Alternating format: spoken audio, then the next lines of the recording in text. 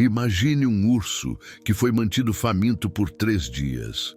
Dentro de uma jaula de madeira reforçada com ferro, sob o Coliseu de Roma, o animal circula em movimentos repetitivos.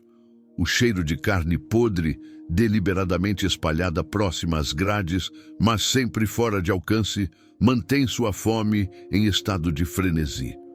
Acima, o som abafado de 50.000 vozes reverbera através das camadas de pedra e terra.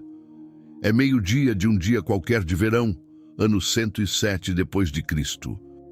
Na arena, sob o sol escaldante que transforma a areia em superfície quase incandescente, um homem nu está sendo amarrado a um poste de madeira. Suas mãos são presas acima da cabeça, seus pés ligeiramente afastados e fixados por cordas que cortam a pele dos tornozelos. Ao redor dele, cenógrafos pintaram painéis de madeira simulando uma floresta com árvores falsas e folhagens de tecido. Uma teatralidade grotesca que a multidão nas arquibancadas aprecia com a mesma expectativa de quem aguarda o início de uma peça. O homem não grita. Ainda não. Seus olhos fixam a porta de madeira à sua frente, aquela porta específica, marcada com garras antigas na superfície, arranhões profundos que formam sulcos paralelos na madeira escurecida pelo tempo e por algo mais. Sangue seco, acumulado em camadas, ano após ano, espetáculo após espetáculo. Um ranger metálico ecoa, correntes sendo puxadas. A porta começa a subir. O cheiro atinge o homem amarrado antes mesmo de ele ver o animal. Urina fermentada, fezes, carne apodrecida grudada no pelo. Então o urso emerge na luz, uma massa de músculos e fome. Olhos pequenos ajustando-se ao brilho repentino, focando imediatamente no único ser vivo à sua frente. A multidão explode em aprovação. Mas este homem não é um gladiador, e aquilo que se aproxima não está ali para lutar. Está ali para executar um roteiro. O que Roma chamava de entretenimento tinha camadas específicas que desafiam a compreensão moderna. O que acontecia naquela arena não era aberração ocasional nem excesso de um imperador particularmente cruel. Era parte regular da programação romana quando o calendário marcava jogos públicos. Se você gosta desse tipo de conteúdo histórico, deixe seu like, inscreva-se no canal e nos comentários, conte de onde você está nos acompanhando. O urso faminto era apenas o começo do que os romanos faziam com os corpos daqueles que morriam nesses estabelecimentos, transformando-os em espetáculo teatral, usando seres humanos reais como atores descartáveis, aplicando a mesma engenharia que construía aquedutos e estradas para criar execuções cada vez mais elaboradas. Tudo isso formando um sistema complexo de entretenimento público que operou por mais de 3 séculos. Roma, século II depois de Cristo, era a maior cidade do mundo, conhecido com 1 milhão de habitantes. No centro de tudo, dominando a paisagem como uma montanha artificial de travertino e concreto, ergue-se o Anfiteatro Flávio, o que séculos depois chamariam de Coliseu. 50 metros de altura, 188 metros de comprimento, capacidade para aproximadamente 50 a 60 mil espectadores. 4 andares de arcadas decoradas com estátuas de imperadores e deuses. Por dentro, a arquitetura revela sua verdadeira função através de cerca de 80 entradas numeradas, que permitem que a multidão se acomode em menos de 15 minutos, cada pessoa fluindo automaticamente para seu setor baseado em classe social. Senadores nas primeiras filas, equestres logo acima, cidadãos comuns nos andares intermediários. Mulheres, escravos e estrangeiros confinados às arquibancadas superiores. Sob a arena, invisível aos espectadores, estende-se um labirinto de túneis e câmaras chamado hipogeu, 2 níveis subterrâneos onde ficam as jaulas dos animais, as celas dos condenados e os elevadores operados por força humana que podem erguer cenários inteiros até a superfície em questão de segundos. Estimativas apontam para cerca de 24 a 28 plataformas elevatórias e dezenas de alçapões. Famílias inteiras chegam ao Coliseu como quem vai ao teatro. Crianças segurando as mãos dos pais, enquanto vendedores ambulantes circulam oferecendo tâmaras, pão e vinho aguado. O cheiro de perfume barato mistura-se com suor e, conforme o dia avança, com algo mais visceral. Os jogos seguem um cronograma documentado.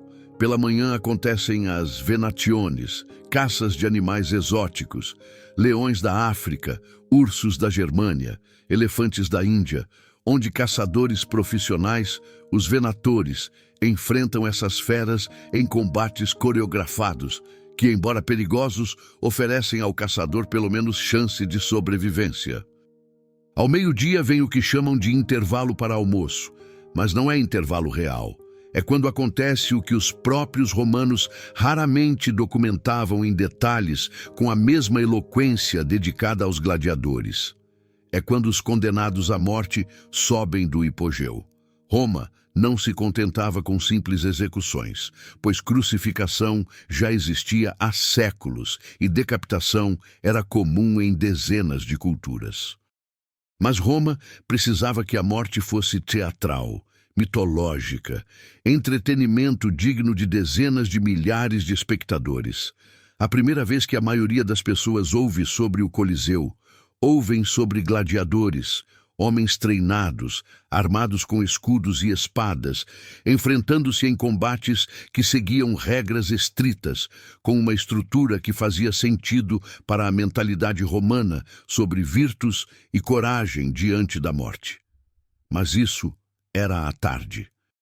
O que acontecia ao meio-dia operava sob lógica completamente diferente, pois condenados na lei romana não eram pessoas, eram noxii, criminosos que haviam perdido todos os direitos legais através do conceito de capitis diminutio maxima, assassinos, assaltantes, desertores do exército e, cada vez mais, cristãos que se recusavam a sacrificar aos deuses imperiais, judeus capturados em revoltas, líderes de tribos germânicas derrotadas.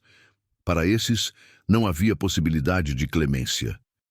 Eles existiam agora apenas para cumprir uma função, morrer de forma que servisse tanto de punição quanto de entretenimento.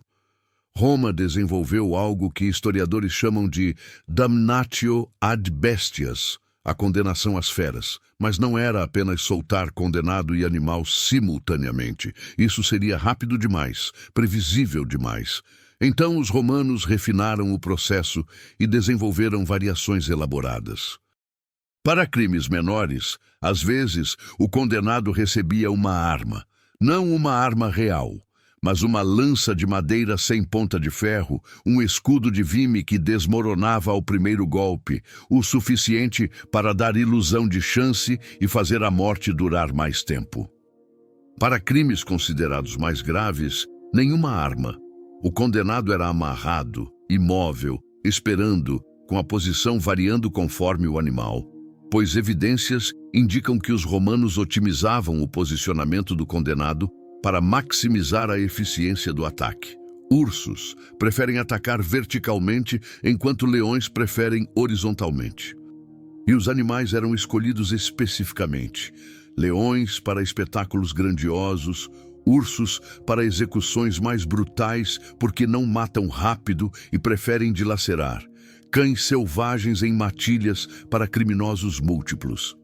Mas havia um problema. Animais são imprevisíveis e um leão bem alimentado pode não ter interesse em atacar. Então, registros sugerem que treinadores desenvolveram técnicas para estimular os ataques, garantindo que o espetáculo não falhasse. Marcial, poeta que presenciou pessoalmente os jogos de inauguração do Coliseu em 80 d.C., descreve uma execução onde um javali foi solto contra um condenado. E o animal, desorientado, inicialmente ignorou o homem. Então trabalhadores arrastaram o corpo de um cervo recém-morto e o amarraram nas costas do condenado, fazendo o javali investir e, ao destruir o cervo, destruir também o homem preso embaixo. A multidão teria aplaudido a criatividade, segundo o relato. Por volta do final do século I a.C., desenvolveu-se uma prática que mudaria permanentemente o que execuções públicas podiam ser. Uma ideia tão teatralmente cruel que, quando os primeiros relatos dela chegaram a estudiosos modernos, a reação inicial foi questionar se eram literais ou hiperbólicos. A ideia era transformar condenados em atores, fazendo suas mortes reencenarem os mitos que todo romano conhece desde a infância. Historiadores chamam isso de fatal charades, pantomimas fatais, execuções mitológicas. Ícaro, por exemplo, todo romano educado conhecia a história do jovem que voou próximo demais ao sol com asas de cera e penas e caiu quando a cera derreteu. Segundo relatos, um condenado era trazido à arena com seus braços amarrados a asas mecânicas, estruturas de madeira e tecido, enquanto uma grua ergue o condenado lentamente no ar, 30 metros acima da arena, com a multidão esperando o momento que todos sabem que virá. E então, o operador da grua solta a trava. O corpo cai 30 metros em queda livre e o impacto contra a areia seria audível mesmo nas arquibancadas superiores. A multidão explodia em aplauso. Marcial também compara execuções ao mito de Prometeu, o titã que roubou fogo dos deuses e que Zeus ordenou ser acorrentado a uma rocha onde uma águia viria diariamente arrancar seu fígado. Ele menciona especificamente a execução de um criminoso chamado Laureolus, comparando-o a Prometeu, embora estudiosos debatam se a descrição de uma ave real atacando o condenado deve ser lida como literal ou como linguagem poética característica de Marcial. Fique até o final, porque ainda há mais sobre como Roma organizava esses espetáculos. Mas ainda havia outra camada, porque Roma, no seu apogeu, tinha acesso a recursos que nenhuma civilização anterior possuíra, e a mesma engenharia que construía aquedutos capazes de trazer água de 100 quilômetros de distância foi aplicada a uma questão diferente. E se pudéssemos encher a arena com água? Naumaquiae, batalhas navais.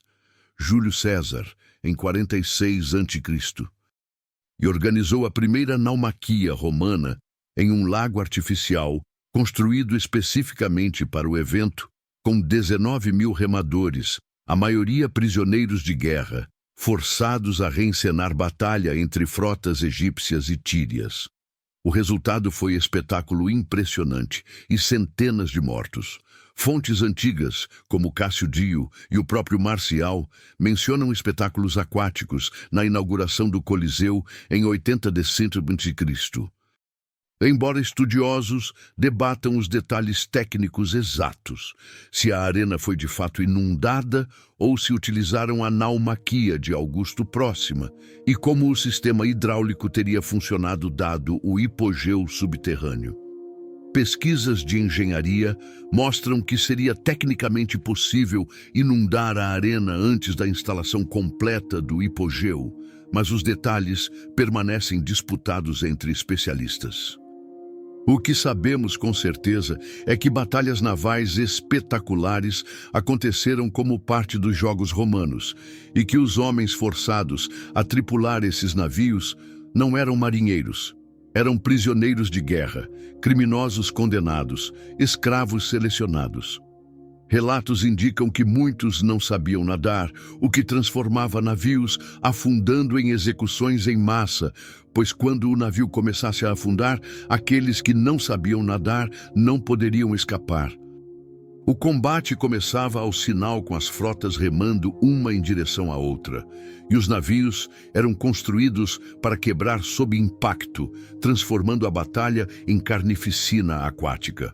Guardas armados circulavam em pequenos barcos, não para resgatar os que se afogavam, mas para garantir que ninguém tentasse escalar as paredes ou desistisse do combate.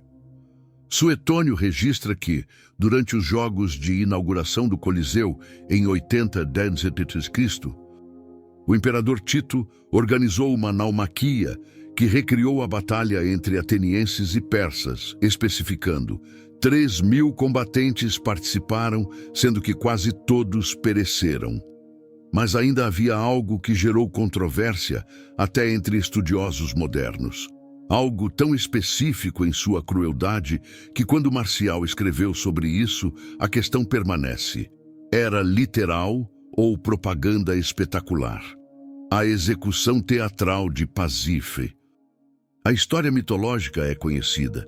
Pasífae, rainha de Creta, amaldiçoada por Poseidon a sentir desejo antinatural por um touro, e Dédalo constrói para ela uma vaca de madeira oca coberta com couro, onde Pasífae se esconde, enganando o touro. É mito, é metáfora. Marcial afirma ter visto isso reencenado. Uma mulher condenada colocada em uma estrutura similar enquanto um touro era introduzido na arena. E ele escreve no Liber Spectaculorum: qualquer coisa que a lenda canta, a arena te mostra. Acredita-se em Pasífae unida ao touro de Dicte. Vimos, o mito antigo recebeu confirmação. A maioria dos estudiosos modernos trata isso como hipérbole propagandística característica dos escritos sobre os jogos, embora reconheçam que execuções sexualizadas envolvendo animais estão documentadas em outras fontes romanas. A questão de quão literal era a descrição de Marcial permanece debatida. O que é indisputável é a escala dos jogos de inauguração: 100 dias consecutivos de execuções, batalhas, caças e espetáculos, com fontes antigas reportando números impressionantes. Cássio Dio estima cerca de 9.000 animais mortos ao longo dos 100 dias, enquanto Suetônio menciona 5.000 em um único dia. E estimativas conservadoras sugerem milhares de humanos executados.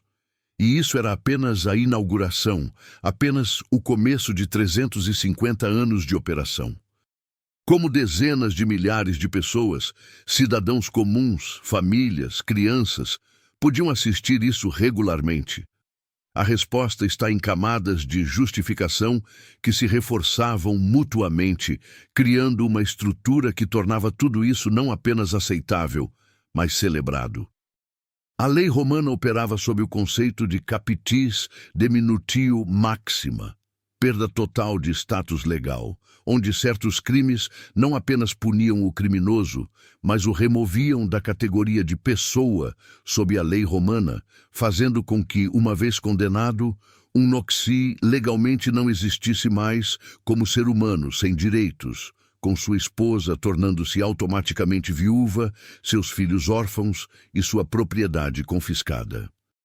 A religião romana também desempenhava papel crucial, pois, diferente de religiões modernas focadas em salvação pessoal, Roma se preocupava com a pax deorum, paz com os deuses. E os deuses romanos exigiam sangue literalmente, com sacrifícios animais acontecendo diariamente em templos por toda Roma, e muitas execuções na arena eram explicitamente enquadradas como sacrifício, com prisioneiros de guerra sendo oferecidos a Marte, deus da guerra. Politicamente, havia a famosa fórmula panem et circenses, pão e circo, porque Roma tinha 1 milhão de habitantes, dos quais talvez 200.000 eram cidadãos adultos masculinos com direitos políticos, e uma porcentagem significativa deles estava desempregada não por preguiça, mas porque a economia romana, baseada em escravidão, eliminava muitos trabalhos manuais. Então, a solução era a distribuição gratuita de grãos, garantindo que ninguém passasse fome, enquanto jogos públicos frequentes garantiam entretenimento constante. Por trás de tudo, havia também uma máquina econômica massiva com venatores, caçadores profissionais. operando em todo o império, onde um leão adulto valia aproximadamente o salário anual de um trabalhador qualificado, e um elefante valia muito mais, além de criadores especializados de animais, lanistai, comandando escolas de gladiadores, arquitetos especializados em mecanismos de arena. Toda essa economia dependia da continuidade dos espetáculos. E então, os jogos continuaram ano após ano, século após século. Sêneca, filósofo estoico, era raro por pelo menos questionar quando escreveu sobre ter saído dos jogos de meio-dia sentindo-se perturbado. Costumava ser que matavam homens com alguma misericórdia. Agora é puro assassinato. Mas mesmo nessa crítica, Sêneca não questiona a instituição em si, apenas a forma como era conduzida. Marco Aurélio, imperador filósofo, autor de Meditações, assistia a jogos regularmente porque era obrigação imperial, mas registra em suas notas privadas que achava entediantes. Compartilhe este vídeo se você aprecia conteúdo histórico detalhado. Segundo a tradição cristã, o último combate de gladiadores no Coliseu aconteceu em 1º de janeiro de 404 d.C., quando um monge chamado Telêmaco teria descido à arena tentando separar os lutadores e foi apedrejado até a morte pela multidão furiosa com a interrupção. O imperador Honório, cristão devoto, teria ficado chocado e dias depois emitido decreto proibindo combates de gladiadores. Mas historiadores hoje reconhecem que o declínio dos jogos resultou de múltiplos fatores. O decreto de Honório proibiu gladiadores profissionais lutando uns contra os outros, mas não execuções de criminosos, que continuaram por décadas. E a razão principal foi o colapso econômico no século V, quando o Império Romano Ocidental estava desintegrando com invasões bárbaras e rotas comerciais cortadas, não havendo mais recursos para importar animais exóticos ou manter a infraestrutura dos jogos. O Coliseu caiu em desuso, foi usado como fortaleza, depois como pedreira e por séculos foi ruína.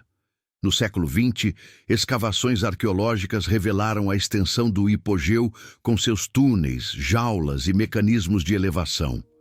Análises de ossos encontrados no local confirmam a presença de restos humanos e animais, com padrões de trauma consistentes com os relatos antigos de combates e execuções.